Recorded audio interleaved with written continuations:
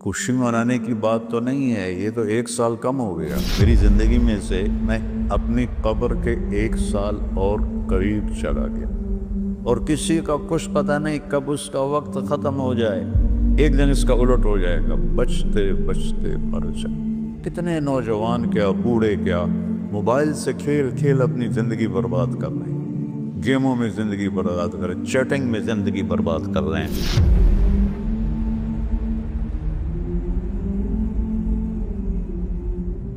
ویسے تو نئے سال نئے سال میں کوئی نئی چیز نہیں، وہی جنوری آ گیا جو پچھلے سال آیا تھا، وہی فروری آئے گا جو پچھلے سال تھا، وہی مارچ آئے گا جو پچھلے سال تھا، وہی سردی ہے جو پچھلے سال تھی۔ کچھ بھی نہیں بدلتا، صرف ہندسہ بدلتا ہے، باقی سال میں تو نئی کوئی بھی چیز نہیں ہے۔ موسم بھی وہی ہیں، دن رات بھی وہی ہیں، بارش آندھیاں بھی وہی ہیں، دریاؤں کی روانی، ہمارے تو دریا خشک ہو گئے، وہی پہاڑوں پہ برف ہے، وہی آبشاریں ہیں، وہی چشمے ہیں، وہی پرندوں کی ڈاریں ہیں، وہی رات کا اندھیرا ہے، وہی دن کا اجالا ہے، وہی صبح و شام ہے، وہی کہیں رونا ہے، کہیں ہنسنا ہے، کہیں دکھ ہے، کہیں سکھ ہے، کہیں ظالم ہے، کہیں مظلوم ہے، کہیں بدکار ہے، کہیں نیکوکار ہے، کہیں دھوکے باز ہے، کہیں دیانتدار ہے۔ ہر چیز تو اسی طرح چل رہی، تو تبدیلی کیا ہوئی ہے؟ اور کتنے پاگل پن کی بات ہے کہ خوشی منائی جاتی ہے۔ خوشی منانے کی بات تو نہیں ہے، یہ تو 1 سال کم ہو گیا میری زندگی میں سے۔ میں اپنی قبر کے 1 سال اور قریب چلا گیا، تو بدلا تو کچھ بھی نہیں۔ یہ جنوری شروع ہو گیا، پھر فروری آ جائے گا، پھر چلتے چلتے پھر دسمبر آ جائے گا، پھر ایسے موسم گم ہو جائے گا، اور ہماری زندگی کا 1 سال اور گھٹ جائے گا۔ کچھ چیزیں یاد رہ جاتی ہیں، حادثات، واقعات، باقی آدمی سب کچھ بھلا دیتا ہے۔ اتنی عمر گزار کے ماضی میں دیکھیں تو کچھ یاد ہے، اکثر بھول گیا ہے۔ البتہ پچھلے سال کا جو میرے بیٹے کی وفات کا حادثہ ہے، وہ شاید مجھے موت ہی بھلائے گی، اس سے پہلے تو بھولنے کا کوئی شکل نظر نہیں آتی۔ اس کا وقت تھا، وہ چلا گیا۔ تو 2023 تو میری زندگی میں ہمیشہ ہی مجھے دکھ دیتا رہے جب تک میری زندگی باقی ہے۔ تو وقت ایک بہت بڑی دولت ہے۔ جن جن چیزوں سے وقت پیدا ہوتا ہے، اللہ نے سب کی قسم اٹھائی ہے۔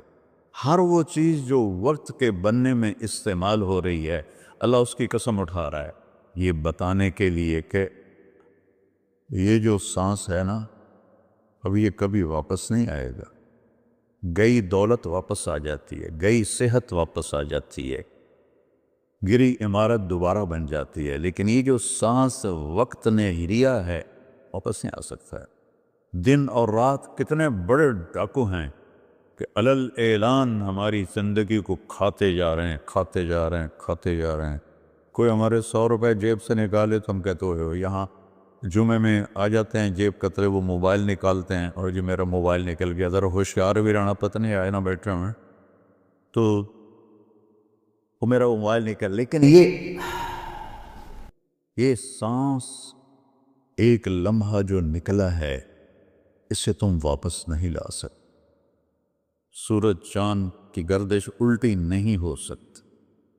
تو اس کی اہمیت بتانے کے لیے اللہ تعالیٰ نے ان ساری چیزوں کی قسم اٹھائی۔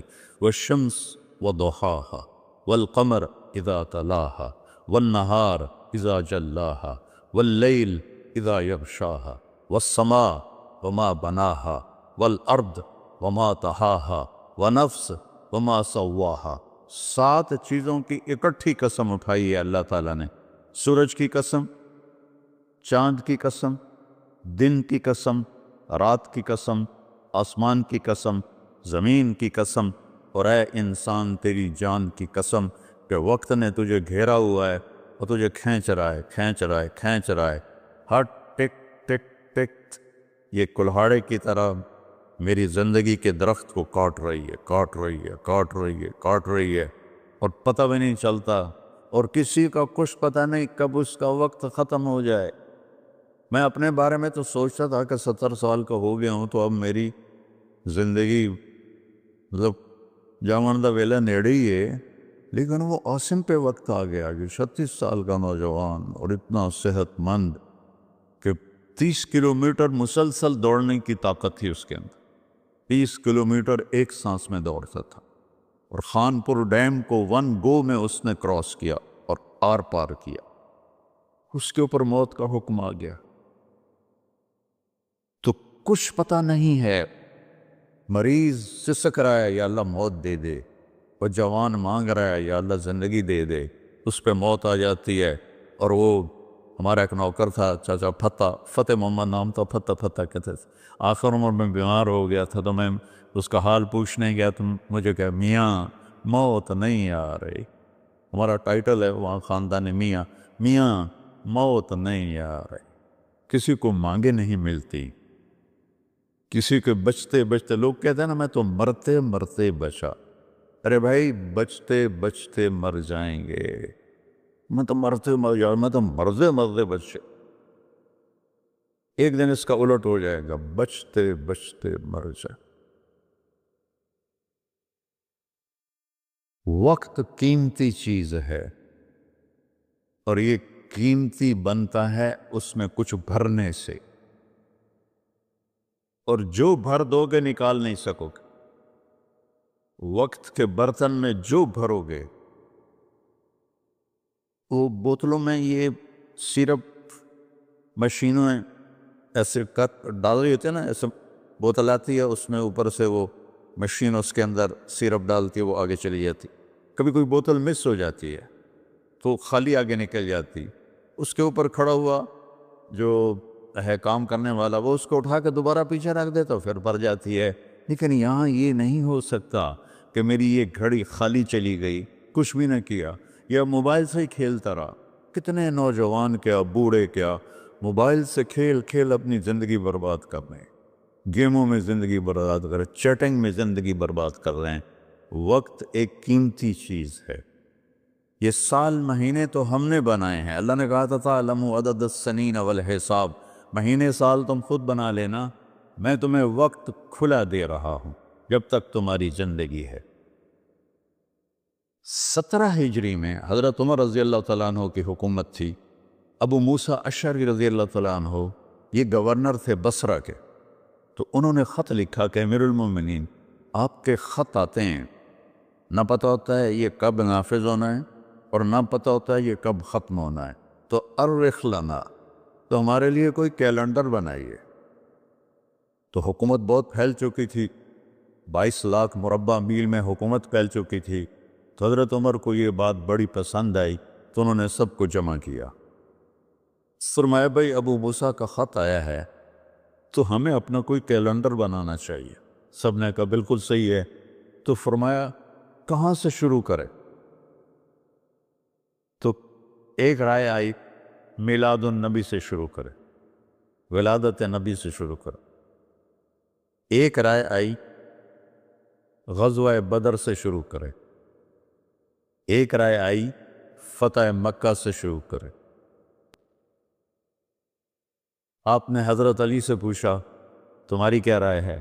کہا ہجرت سے شروع کریں، کہ ہجرت سے اسلام زندہ ہوا، آپ کی ہجرت ہوئی تو اسلام کے دروازے کھلے۔ تو عمر رضی اللہ تعالیٰ عنہ کو یہ رائے سب سے زیادہ پسند آئی، اور یہ طے پایا کہ بھئی ہم ہجرت نبی سے اپنے سال کو شروع کریں گے۔ تو محرم سے ہجرت کی ابتدا ہو گئی۔ تو آپ نے فرمایا چونکہ ہجرت کی ابتدا تو محرم سے ہے، ہمارے نبی نے ہجرت کی سفر میں جا کر، 27 سفر، تو ہم ہجری شروع کریں گے وہاں سے، اور سال شروع کریں گے محرم سے، کہ محرم سے ہجرت کی ابتدا ہوئی تھی۔ اور حاجی حج کر کے واپس جاتے ہیں تو محرم پہلا مہینہ بنتا ہے، تو لہٰذا ہمارا جو سال بنا وہ بنا محرم سے شروع ہوگا، اور اس کی جو سال کی جو انتہا ہے، ابتدا، وہ ہجری سے ہوگی۔ اور صحابہ اجازت لے رہے تھے، جا رہے تھے، ابوبکر صدیق نے اجازت مانگی تو آپ نے انکار کر دیا، تو کہا یا رسول اللہ میں آپ کے ساتھ جاؤں گا، آپ نے کہا ہاں۔ حضرت عمر رضی اللہ عنہ نے اجازت مانگی، آپ نے دے دی، تو حضرت عمر رضی اللہ تعالیٰ عنہ نے زرہ پہنی، تلوار سجائی اور بیت اللہ کا طواف کیا، اور جہاں سارے قریشی بیٹھے تھے وہاں کے کھڑے ہو گئے، کہا بھائی جو یہ چاہتا ہو کہ اس کی بیگم بیوہ ہو جائے، بچے یتیم ہو جائیں، تو یہ میں مکہ چھوڑ کے جا رہا ہوں، جس مائی کے لال میں طاقت آئے اور مجھے روک کے دکھائے۔ ایک بھی نہیں اٹھا، ایک بھی نہیں اٹھا، سارے سہم گئے، دبک گئے۔ میرے نبی سے زیادہ دلیر تھے حضرت عمر، آپ چھپتے گئے۔ حضرت عمر کا فعل سنت نہیں بننا تھا، میرے نبی کا فعل سنت بننا تھا۔ کمزوری کے وقت میں کیا کرنا ہے ہمیں طریقہ سکھانے کے، ورنہ جبریل ایسے براق پہ بٹھاتے اور جا کے مدینے اتار دیتے۔ امت کو سبق دینا تھا، جب تم کمزور ہو تو پھر اس وقت تم نعرے بازی نہ کرو، اپنی طاقت کو حاصل کرو۔ نعروں سے بھی کبھی کوئی قوم فتح ہوتی، اور بد دعاؤں سے بھی کبھی کوئی قوم برباد ہوتی، ہمارے جیسوں کی بد دعائیں۔ تو اپنی اصلاح کمزوری کے وقت میں وہ کرو جو میرے نبی نے کر کے دکھائے، کمزوری کے وقت میں وہ نہ کرو جو بدر میں انہوں نے کر کے دکھایا۔ اس وقت سارا باطل ہم پر چھایا ہو، ہمیں تو ایک جہاز کا پرزہ بھی بنانا نہیں آتا، تو وہ کتنے بے وقوف ہوں گے جو کہیں ہم کو ذرا پرزہ دے ہوئے جو توڑو تو ہی بم سٹنا ہے، کیا خیال ہے دیں گے وہ؟ جب تک ہم اپنے وسائل پہ، جب تک ہم اپنے علم میں، دیکھو چائنا والوں نے جا کے انگلینڈ میں علم نہیں سیکھا، امریکہ میں علم نہیں سیکھا۔ ہمارا ہر محکمہ، چاہے وہ فوج ہو چاہے وہ سول ہو، امریکہ جا رہے ہیں، انگلینڈ جا رہے ہیں سیکھنے کے لیے۔ ارے دشمن بھی کبھی سکھائے گا کچھ؟ ہم خود تراشتے ہیں منازل کے سنگ میل، ہم وہ نہیں ہیں جن کو زمانہ بنا گیا۔ جاپان نے کوئی جا کے انگریزی سیکھی تھی، چائنا نے انگریزی سیکھی تھی۔ انگریزی سیکھنا کوئی منع نہیں ہے، ایک زبان ہے، سیکھو، لیکن اس کو بڑائی اور عزت کا معیار بنا لیں، کیا ظلم و ستم ہے یارو۔ اپنے علم میں خود مختار بنو گے، اپنی طاقت حاصل کرو گے، اللہ سے تعلق بڑھاؤ گے، پھر نعرے لگاؤ، ایسے زندہ باد مردہ باد، کیا فضولیات۔ مسجدوں میں اتنا شور مچ جاتا ہے، زندہ باد مردہ باد۔ حضرت عمر رضی اللہ تعالیٰ نے دیکھا دو آدمی مسجد نبوی میں اونچی اونچی بات کر رہے تھے، تو آپ نے ایک کنکر اٹھایا اور ان کو ایسے پھینکا، جب ان کے سامنے گرا تو انہوں نے مڑ کے دیکھا، تو حضرت عمر نے ایسے اشارے سے بلایا مسجد نبوی میں، تو وہ آ گئے، کہا کہاں سے آئے ہو؟ کہا یہ طائف سے۔ کہ اگر تم مدینہ کے ہوتے تو مار مار کے تمہارے چہرے میں خونی کر دیتا، تم نبی کی مسجد میں اونچی آواز سے بول رہے۔ یہ ساری مسجدیں مسجد نبوی سے جڑی ہوئی ہیں، بیت اللہ سے جڑی، ان میں نعرے کبھی زندہ باد کبھی مردہ باد، یہ کیا امت نے طریقہ اپنا لیا ہے۔ سلطان عبد المجید نے جب مسجد نبوی بنائی، جو سیکنڈ لاسٹ تھا ترکی بادشاہ، تو اس نے ساری دنیا سے کاریگر بلائی، ان کو استنبول میں ایک بستی میں ٹھہرایا اور کہا اپنے ہر ہنر والا اپنے بچے کو حافظ بنائے اور اپنا ہنر سکھائے۔ تو سب نے ایک ایک بچہ حافظ بنایا، اپنا تعمیراتی ہنر سکھایا، تو 3000 حفاظ اور کاریگر تیار ہوئے۔ ان کو سلطان عبد المجید نے مدینہ بھیجا اور انہوں نے مسجد نبوی کی تعمیر شروع کی۔ سارا ہر پتھر پہ قرآن پڑا ہوا ہے، جو پرانی مسجد ہے۔ اور جب کوئی پتھر رکھتے تھے اور وہ تھوڑا بڑا ہوتا تھا، اس کے مطابق نہیں ہوتا تھا، تو وہ نشان لگاتے، اور وہاں بھی تراش سکتے تھے تیشے کے ساتھ، نشان لگاتے۔ جس بستی میں وہ ٹھہرے ہوئے تھے وہاں وہ پتھر واپس جاتا، وہاں اس کی کاٹ تراش کر کے پھر واپس بھیجا جاتا، پھر اسے لگایا جاتا، پھر وہ تھوڑا سا زیادہ ہوتا، پھر وہیں جاتا تھا، اور وہاں جا کے تاکہ ٹھک ٹھک کی آواز میرے نبی کو تکلیف نہ دے۔ میرے نبی تو اپنی قبر میں زندہ ہے تاکہ ان کو تکلیف نہ ہو، تو پھر اس کو واپس لا کے پھر جوڑا جاتا تھا۔ ایسے ہی بیت اللہ بنا، وہ جو پرانا اب انہوں نے گرا کے نیب کر دیا، تو ہر پتھر پہ قرآن پڑھا گیا ہے، ہر پتھر پہ، اور مسجد کا ادب ایسا تھا۔ پھر اس کے بعد یہ نئی مسجد، ہر سال میں جاتا تھا، میں دیکھتا تھا وہ کاریگر سگریٹ پی رہے ہوتے تھے، دھواں اڑا رہے ہوتے تھے، وہ ساتھ تعمیر کر رہے ہوتے تھے۔ نہ وہ عشق میں رہیں گرمیاں، نہ وہ حسن میں رہیں شوخیاں، نہ وہ غزنوی میں تڑپ رہی، نہ وہ خم ہے زلف ایاز میں۔ وہ زمانہ ہی بدل گیا، وہ مسلمان آئے عشاق گئے وعدہ فردہ لے کر، اب انہیں ڈھونڈ چراغ رخ زیبا لے کر۔ تو ہمیں قمری سال دیا گیا، اس کی وجہ مجھے سمجھ آئی 2014 میں جب میں ناروے گیا، اور ناروے میں ہے اینڈ آف دا ورلڈ، شمال میں and of the world Norway میں ہے۔ میں وہاں گیا، اس علاقے میں 2 مہینے سورج نکلتا نہیں اور 2 مہینے ڈوبتا نہیں، تو کیلنڈر جو شمسی ہے وہ فیل ہو جاتا ہے۔ رات ہے لیکن سورج نکلا ہوا پتہ نہیں دن ہے یا رات، دن ہے سورج نکلا ہوا پتہ نہیں دن ہے یا رات ہے۔ تو کئی علاقے ہیں ایسے اوپر شمال میں جہاں سورج کا کیلنڈر فیل ہو جاتا ہے۔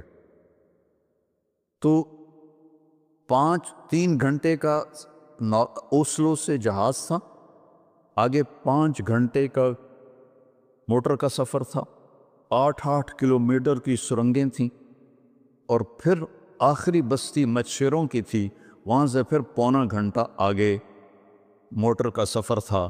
تو جب ہم وہاں پہنچے تو وہ جون جولائی سورج ڈوبتا نہیں، 1 اگست کو ڈوبنا شروع کرتا ہے، اور ہم 4 اگست کو پہنچے، اور شروع میں بس 1 تاریخ کو ایسے ڈوبتا ہے ایسے نکل آتا ہے، پھر 2 کو تھوڑا سا وقفہ کرتا ہے، 3 کو تھوڑا سا وقفہ کرتا ہے، 4 اگست کو 20 منٹ کی رات تھی، چونکہ میں 4 اگست کو کیوں مجھے یاد ہے، 4 اگست کو 20 منٹ کی رات، اور ہم وہاں پہنچے تو ابھی ہم نے مغرب بھی پڑھنی تھی، عشاء بھی پڑھنی تھی، اور سورج نکلنے سے پہلے فجر بھی پڑھنی تھی۔ تو یہ ایک انوکھا واقعہ میرے ساتھ آیا ہے جو شاید ہی کسی اور کے ساتھ پیش آیا ہو، یا میرے ساتھ جو ساتھی تھے وہاں میں بھاگا، اور ریلنگ تھی اس کے ساتھ کھڑے ہو کر میں نے اذان دی۔ مجھے اللہ کی مخلوق کو 2 دفعہ دیکھ کے ہیبت طاری ہوئی۔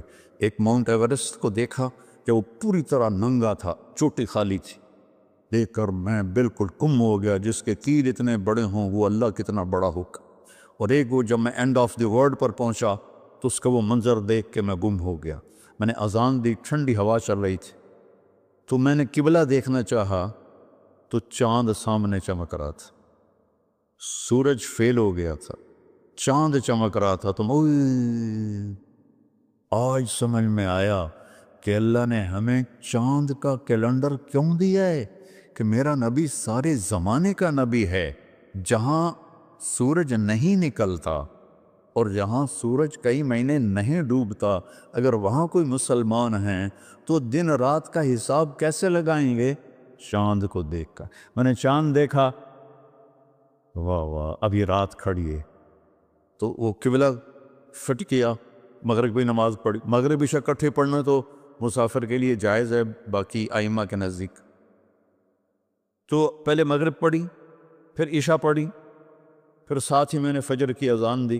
ہاں عشاء پڑھی، ایک وتر پڑھنا بھی سنت ہے، تو میں نے کہا بھائی آج ہکو وتر پڑھو کدیں فرض نہ نکل جاوے، تو ایک وتر پڑھا۔ پھر میں نے فجر کی اذان دی، ٹک ٹک ٹک ٹک 2 سنتیں پڑھی، پھر والعصر انا اعطینا سے میں نے فرض نماز پڑھائی، اور بیٹھے تھے کہ سورج آ کے السلام علیکم. تو وہاں جا کے مجھے یہ بات سمجھ میں آئی کہ اللہ نے ہمیں چاند کا کیلنڈر کیوں دیا ہے. یہ کہیں بھی ناکام نہیں ہوتا، کہیں فلاپ نہیں ہوتا.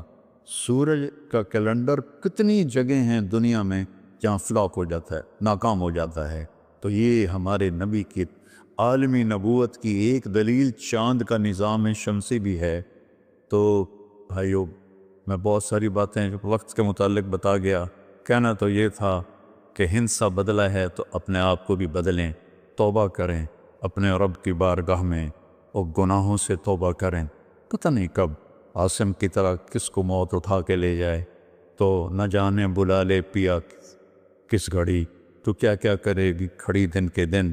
نہ جانے بلا لے پیا کس گھڑی، پتہ نہیں کب موت کا ڈنکا بج جائے.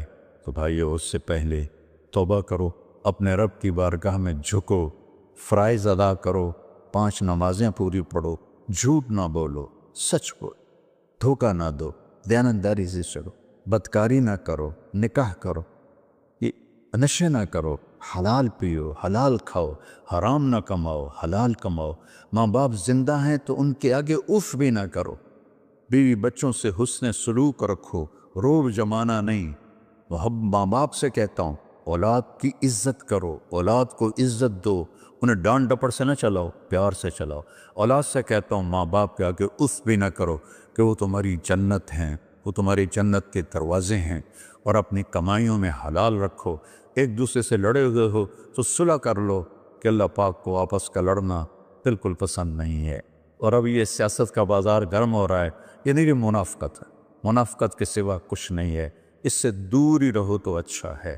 اور اگر کہیں کوئی سیاست کا کسی کو شوق ہے تو پھر اپنے مخالف کی بدخوئی نہ کرے، اس کی برائی نہ کرے، اس کو گالیاں نہ دے، اس کو برا بھلا نہ کہے، ورنہ اپنی آخرت خراب کرو گے. یہ ایم این اے ٹکے ٹکے بک رہے ہیں تو ان کی کیا حیثیت؟ آج کل کے وزیروں کو کون پوچھا؟ وزیر اعظم کو کوئی نہیں پوچھتا، تو وزیروں کو کس نے پوچھنا؟ جب میں لاہور پڑھتا تھا تو مغربی پاکستان ہوتا تھا ایک صوبہ، اور اس کا گورنر تھا امیر محمد خان اکیلا، اور پورے مغربی پاکستان کے 11 وزیر. ان کا روب بھی تھا، ان کے پاس پاور بھی تھی، ان کا پروٹوکول بھی تھا، وہ دیانتدار بھی تھے. کیا کریں؟ اپنے اوپر ہی روئیں، آنسو بہائیں.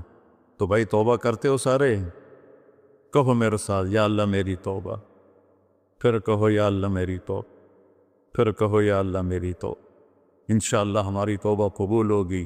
اور اگر کبھی ٹوٹ جائے پھر توبہ کر لینا، اللہ پھر معاف کر لے گا انشاءاللہ.